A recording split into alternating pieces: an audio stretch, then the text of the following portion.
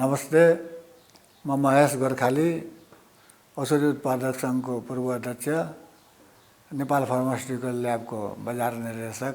देशको उद्योगहरूलाई बढावा दिनलाई तपाईको चाहिँ नि हरेक देशले मेरो आफ्नो मतलब बुझाइ भन्छ, हरेक देशले केही इन्सेन्टिभहरू चाहिँ नि दिएका हुन्छन्। त्यो हिसाबले भारतको औषधिको मतलब कि तपाईँ इतिहासलाई पनि हेऱ्यो भने उनीहरूको इतिहास बहुत पुरानै छ। त्यसको अलावा पनि त्यो आफैमा पनि ठुलो बजार र चाहिँ नि उसले चाहिँ नि तपाईको चाहिँ नि यो के भन्छ एक्सपोर्ट हैन, निर्यातमा पनि उसको चाहिँ ठुलो हिस्सा भएकोले, किनभने आज पनि भारत चाहिँ तपाईको चाहिँ नि यो औषधिको चाहिँ नि भोल्युममा औषधि भोल्युमको हिसाबले चाहिँ सबभन्दा ठुलो औषधि बनाउने देश हो। त्यसले चाहिँ नि उसले चाहिँ नि सर्टेन इन्सेन्टिभ जुन तपाईँले भन्नुभयो 30 किसिमको त्यस्तो इन्सेन्टिभ दिएर चाहिँ नि औषधि सेक्टरलाई पनि विकास गर्न खोजेको छ। त्यसको लागि इन्डियामा तपाईँको चाहिँ नि डिफ्रेन्ट संस्थाहरू पनि उनीहरूले खडा गरेका छ। अब अनफर्चुनेटली हाम्रो मतलब इतिहास चाहिँ नि भारतको जस्तो चाहिँ नि ओपन छैन। बिसाइड्स कुरा के छ भने अब हाम्रो सरकारको पनि एउटा चाहिँ नि लिमिटेसन छ। उहाँहरूको चाहिँ नि मतलब इच्छै भए पनि कयौँ चिज चाहिँ नि उहाँहरूले इन्सेन्टिभ दिन नसकेको अवस्था होला। त सर्टेन इन्सेन्टिभ त उद्योगलाई नभएकै भन्नु पनि मिल्दैन। जस्तै अब नेपाल सरकारको तपाईँको चाहिँ ट्याक्सेसनको म अरू चिजमा नगएर ट्याक्सेसनको हिसाबमा पनि तपाईँको कस्तो हुन्छ भने उद्योगलाई त 20% ट्याक्स छ नि, कर्पोरेट ट्याक्स, जबकि तपाईँको ट्रेडिङ या मतलब कर्पोरेटमा ब्याङ्किङ सेक्टरहरूमा ट्याक्सको रेट हाई छ। एउटा मैले सम्झेको कुरा भने सिमिलरली जस्तै अब औषधि उद्योग जस्तो हामीलाई चाहिँ नि यो भन्सारको उसमा मामलामा पनि केही सुविधा त छ। हुन त अब तयारी औषधि र औषधिको यो कच्चा पदार्थको उसमा चाहिँ धेरै पर्सेन्टेजको त फरक छैन, तर नभएको त भन्न मिल्दैन। त्यसमा पनि केही सुविधा त मतलब सरकारले अलिकति पर्सेन्टेज भए पनि कम त छ। जस्तै तयारी औषधि 5% छ भने कच्चा पदार्थ 1%मा आयो, 4%को त्यो पनि एउटा इन्सेन्टिभ हो।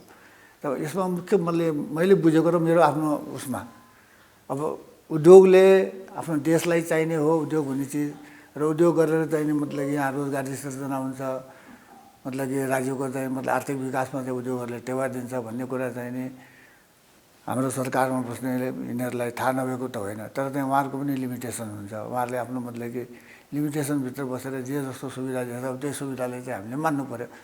र अब भारतको केसमा होला या अरू देशको पनि थुप्रै मतलब कि चाहिँ नि किसिमको सुविधाहरू छ भने त्यो सुविधाको लागि अब एपोन जस्तो संस्था जुन चाहिँ मतलब कि चाहिँ नि औषधिकै क्षेत्रमा काम गर्ने उद्योगहरूको चाहिँ संस्था हो, उसले पनि जोडबल गर्नु पर्यो।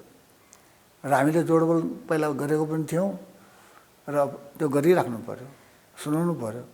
अहिले विश्वको चाहिँ तपाईँको कच्चा पदार्थको सबभन्दा ठुलो उत्पादक भनेको चाहिँ चाइना हो र भारतले पनि तपाईँको आफ्नो चाहिँ नि यो कच्चा पदार्थको चाहिँ नि मलाई लाग्छ 80 to 90% को रेन्जमा होला चाइनाबाटै मगाउँछ, बुझ्नु भएन।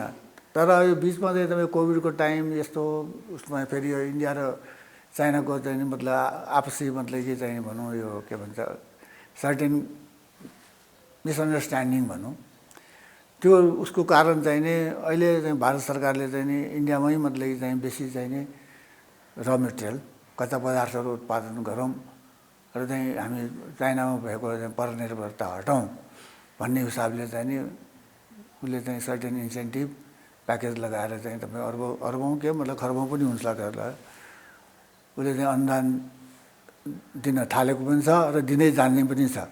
त्यो उसको चाहिँ क्षमताको कुरा हो, त्यो राम्रो कुरा पनि हो।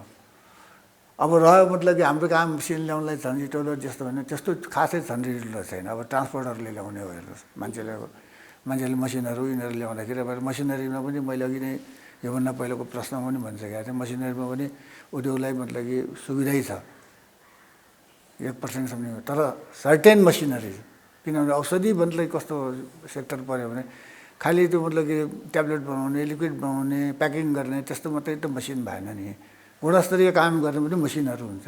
त्यसमा चाहिँ नेपालको नीति अलि चाहिँ प्रष्ट छैन। त्यसमा पनि मतलब पटक पटक त्यहाँ चाहिँ समस्या आउँछ।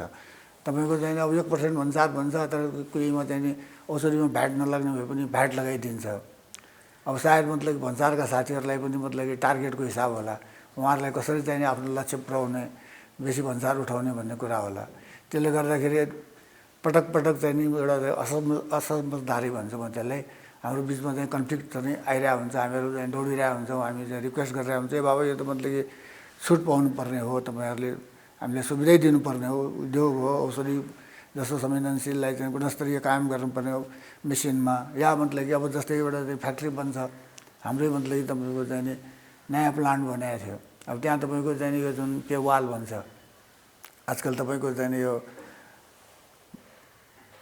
अहिले नयाँ एउटा नेपाली कम्पनीमा आएको छ त्यस्तो बनाउने, अब त्यस्तो वाल बनाउनु चाहिन्छ, तर त्यो चिजमा चाहिँ फेरि चाहिँ मतलब कि भन्सारको दर मतलब फरक हुन जान्छ। तर यो कुरा फेरि घुमेर कहाँ आउँछ भने सर्टेन चिजमा फेसिलिटी नदिएको होइन, दिएकै अवस्था छ, तर सर्टेन चिजमा चाहिँ नि दिनुपर्ने ठाउँमा पनि नदिएको अवस्था छ। अब यसको एउटा मतलब सिम्पल इक्जाम्पल म तपाईँलाई के दिन्छु भने जस्तै प्याकिङ मेटेरियलमा चाहिँ नि भारतबाट आउँदाखेरि हाम्रो 1%मै आउँछ, तपाईँको त्यो प्लास्टिकको बोतल होस् या तपाईँको के अरे यो लेबलहरू होस् या त्यो प्याकिङ मेटेरियलको थोरै मतलब कि सामानहरू छ, पहिला फ्री मतलब 1%मा आउँथ्यो, तर अहिले आएर चाहिँ नि मतलब कि चाहिँ 1% भयो भने त्यसमा चाहिँ अब यो प्लास्टिकबाट भ्याट लगाउनुपर्छ भने केहीमा भ्याट लगाइदियो, ल मानिलियो भ्याटै लगायो त्यो पनि ठिकै छ, तर अब त्यही चिज नेपालमा प्लास्टिकको बोतलहरू यस्तो छ भने अब औषधिमा चाहिँ भ्याट नलाग्ने भएकोले कि त भ्याट हामीले फेरि भ्याट हामीले रिफन्ड नपाउने भयो। नेपालमा उत्पादित मात्रै यदि प्लास्टिकको बोतलहरू पेट बोतल्स भन्छौँ जुन चाहिँ धेरै जस्तो तपाईँ लिक्विड आइटम औषधिमा त्यसमा लागेको हुन्छ, अब यहाँकोलाई लिएर भने त्यसमा चाहिँ नि केही उसमा चाहिँ भारतबाट आउनेमा नलाग्ने तर यहाँकोलाई किन्यो भने लाग्ने, जस्तै प्याकिङ मेटेरियल बट्टाहरू होइन, औषधिको बट्टा तपाईँको दिल्लीमा छपाएर ल्याउनुहोस्, कलकत्तामा छपाएर ल्याउनुहोस्, बम्बईमा छपाएर ल्याउनुहोस्, त्यसमा तपाईँको चाहिँ 1% भन्दामा यहाँभित्र माल आयो, तर त्यही नेपाली कुनै प्रेसबाट चाहिँ यहाँ लोकलमा हामीले किनिदियो भने त्यसमा चाहिँ नि 13% भ्याट चाहिँ लाग्यो। अब त्यो 13% भ्याट लाग्दाखेरि मतलब कि उनीहरूले चाहिँ नि भारतसँग कम्पिट गर्न नसक्ने अवस्था भयो, र त्यो चिज यदि उद्योगले फिर्ता पाउने हो भने होइन, किन अब स्वदेशी उद्योगले स्वदेशी मतलब कि त्यो प्रिन्टिङ पनि त उद्योगै हो नि, प्रिन्टिङ उद्योगबाट चाहिँ जो खरिद गरेको छ या त्यो प्लास्टिक बोतल म्यानुफ्याक्चर त्यो पनि उद्योगबाट खरिद गरेको छ, त्यस्तोमा चाहिँ नि सुविधा गरिदियो भने पनि धेरै राम्रो हुन्थ्यो होला जस्तो मलाई लाग्छ। यसमा प्रष्ट कुरा चाहिँ के छ भने कुनै पनि देशको चाहिँ नि मतलब स्वास्थ्य मन्त्रालय भन्नुहोस् या औषधि स्वास्थ्य मन्त्रालय तहतको औषधि व्यवस्था विभाग हो, उहाँहरूले मतलब कि कहिले पनि मतलब कि चाहिँ नि विदेशीलाई चाहिँ नि सपोर्ट गरेर स्वदेशीलाई चाहिँ नि उगर्ला भन्ने चाहिँ नि हामीले आशै नगरे पनि हुन्छ, पक्कै पनि स्वदेशीलाई उहाँहरूले मतलब कि चाहिँ सपोर्ट गर्छ, तर कुरा के हुन्छ भने काम गर्ने क्रममा उहाँहरूको पनि लिमिटेसन्सहरू हुन्छ, धेरै मतलब कुरा चाहिँ हाम्रो एक्सपेक्टेसन।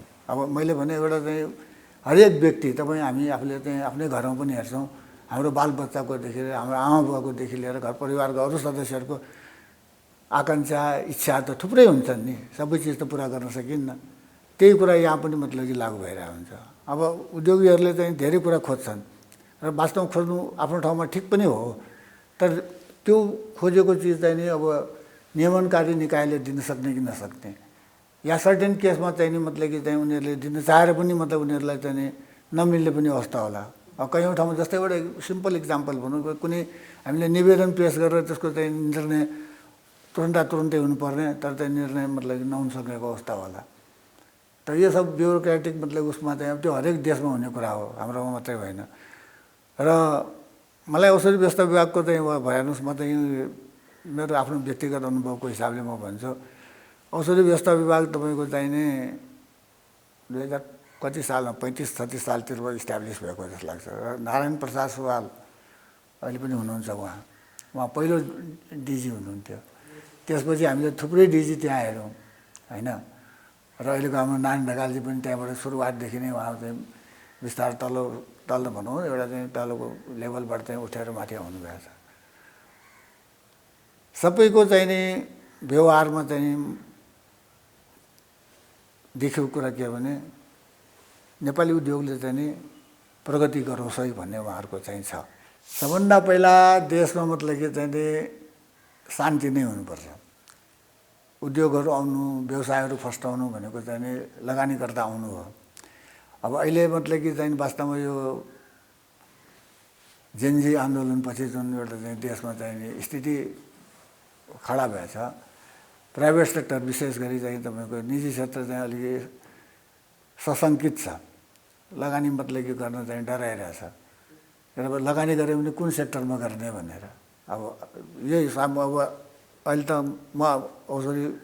मैले औषधिलाई रिप्रेजेन्ट गरेको हिसाबले चाहिँ मैले खालि औषधि मात्रै कुरा गरेर मात्रै भएन। समस्त मतलब कि यदि देशकै हामीले हिसाब हेऱ्यौँ भने हामी अहिले साँच्चै मतलब एउटा परनिर्भर मतलब कि चाहिँ नि भएको देश भइरहेछौँ। हामी हरेक चिज मतलब आयात गरिरहेछौँ। त कयौँ मतलब कि चिज अब हामीले चाहिँ आयात रोक्न सक्ने अवस्था त छ नि। कृषि त्यसको एउटा ठुलो इक्जाम्पल कृषिमै कुरा गरौँ न। हामीले हेर्नुहोस् त के चिज मतलब कि खानेकुरा अहिले आयात गरिरहेछन्, जबकि हाम्रो मतलब कि चाहिँ खेतहरू यिनीहरू सब बाँझो परिरहेछ। त सरकारको नीति हुनु पऱ्यो नि कि म देशमा चाहिँ मतलब कृषिलाई चाहिँ बढावा दिन्छु। अब सिमिलरली यत्रो मतलब कि चाहिँ नि पावर सेक्टरका चाहिँ नि मतलब साथीहरू चाहिँ नि ऊर्जा मतलब उत्पादनमा लागिरहेछन्। आजको डेटमा हामी एक्सपोर्ट गर्छौँ भनिरहेछौँ, एक्सपोर्ट सर्टेन भइ पनि रहेको अवस्था छ। अब भोलि यदि यो मतलब ऊर्जाहरू चाहिँ अझ बेसी आयो भने त्यो ऊर्जा प्रयोग कहाँ हुने त? त्यसको लागि त उद्योग धन्दै गर्ने हो। त कुन कुन उद्योग धन्दा देशको लागि ठिक छ भन्ने कुरा जुन नयाँ मतलब सरकार आउँछ त्यसका नेतृत्वकर्ताहरूले सोच्नु पऱ्यो, बुझ्नु पऱ्यो। अब सायद त्यो औषधि पनि हुनसक्ला। किन औषधि हुनसक्ला भने औषधिले पनि तपाईँको गर्छ के भने आखिर मतलब कि कच्चा पदार्थ देशमा बनाएको होइन, प्याकिङ पदार्थ पनि देशमा बनाएको होइन। तर त्यही कच्चा पदार्थ त्यही प्याकिङ मेटेरियल बाहिरबाट ल्याएर भए पनि त्यसमा जुन भ्याल्यु एडिसन गरेर चाहिँ तपाईँको चाहिने कम्पिटिटिभ प्राइसमै स्वदेशमा मतलब औषधि एभाइलेबल त गरायो। साथै अहिले चाहिँ तपाईँले सुन्नुभयो होला केही साथीहरूले चाहिँ यो निर्यात पनि गरेछ। त्यो भनेको तपाईँको चाहिँ राम्रो पक्ष हो नि। त त्यस्तोको लागि चाहिँ अब नीति बनाउनु पऱ्यो। इन्डस्ट्री फ्रेन्डली मतलब जुन पोलिसिज भन्छ नि तपाईँको त्यो इन्डस्ट्री फ्रेन्डली पोलिसिज के हो त? अब इन्डस्ट्रीले भन्ला मलाई चाहिँ यस्तो यस्तो इन्सेन्टिभ देऊ, त्यो चाहिँ सरकारले दिनै नसक्ने अवस्था भयो भने उसले कसरी दिन्छ? या सर्टेन मतलब कि त्यो पोलिसिजहरू फेज वाइज दिन सक्ने होला। त त्यसलाई फेज वाइजै दिनलाई त्यसको चाहिँ उनीहरूको मेकानिजम डेभलप गर्नु पऱ्यो। त्यसको लागि कुनै एक्सपर्टसँग के कन्सल्टिङ गर्नु छ भने त्यो गर्न सक्नु पऱ्यो।